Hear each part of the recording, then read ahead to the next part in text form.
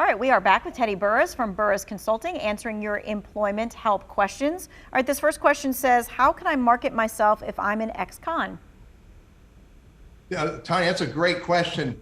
And first of all, I would stop referring to myself in that way and refer to myself as someone who has skills to offer. That is step one. Refer to yourself in the positive way. And then step two, the way you're going to market yourself is not by applying for jobs, but go have conversations with people who are looking for the skills that you have to offer. All right, so this person says, how many keywords do you need on your resume? So it's not really so much how many, it's making sure that those keywords are directly relevant to who you are and what you do in the context of the job you're applying for. So typically people put bullet points on resumes, and I'm not saying that's right or wrong, but every time you say a sentence, ask yourself, does that sentence include the words that are important to that hiring manager? Right, and so you almost can tailor it, every single resume, to that hiring manager, and that takes just a few kind of keystrokes here and there, and it's worth taking the time to do that. Absolutely. Yes, ma'am. All right, so this question is, what should I do if I'm told I'm overqualified for a job? So we may all be overqualified for different jobs. What you have to figure out before you get to that statement is, how are you positioning yourself, your skills, and your experiences to create, listen to these words, business value for that employer.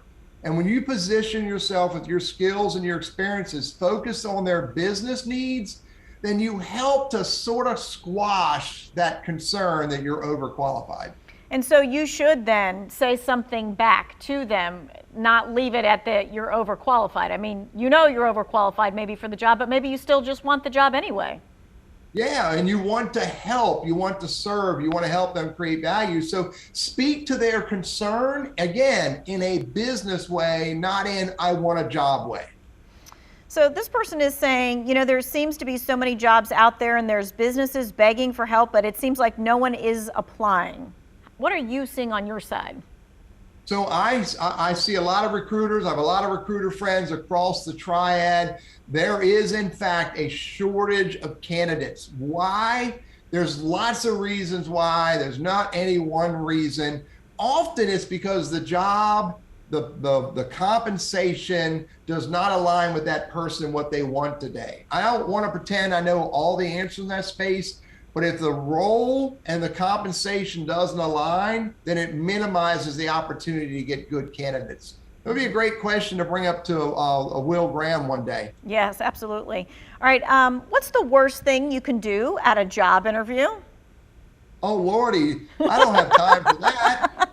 Here, I got it, Tanya. I got it. The worst thing you can do besides walking in there in a foul attitude, feeling depressed, looking beat up and disheveled, the worst thing you can do is tell them, I want a job and I need a job now. You've really got to think about, this is a business relationship. They have a need and they're hoping you can fill it. So if you can position your conversation in that context, you're far better off than everybody else who's only seeking a job. All right, so many interviews right now are done through Zoom, including this one right here, but it's a little different when you don't know the person that you're talking to. So what kind of advice or tricks would you give to folks who are doing those first-time interviews by Zoom?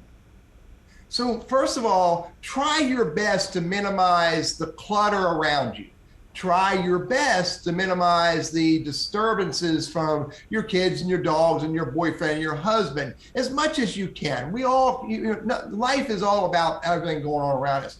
The second thing is, speak to the camera. When you're talking to that interviewer, speak to the camera. Don't speak to the screen, because when you're speaking to the camera, you're looking at them in their eyes. And again, put a smile on your face and be willing to ask real meaningful questions so that you engage with them. This is hard to do until you practice it, which is one of the reasons why we share these lists of resources, places for you to go practice. Is it wrong in an interview to ask what the compensation is? It may be early, it may not be correct to do that early on, But once you establish some rapport and you understand that you're a fit for that role, then you could say to them, look, I want to make sure I'm a fit for your needs. And I want to make sure I'm going to be able to serve you in the right way to help your company achieve the goals. Can we talk about compensation at this point? Because we've already established that I'm a good fit. Okay, that's great. All right. Thank you so much for taking our text questions. We so appreciate it. Now, he's got a whole list of resources. Remember, they were in Guilford, they were in Winston. He's also got a whole list of online resources as well. This is where you're going to find all of those resources he talked about, and even the ones he didn't even get to this time. What you want to do is go to the 2 Wants to Know section. You'll find all of his information right there.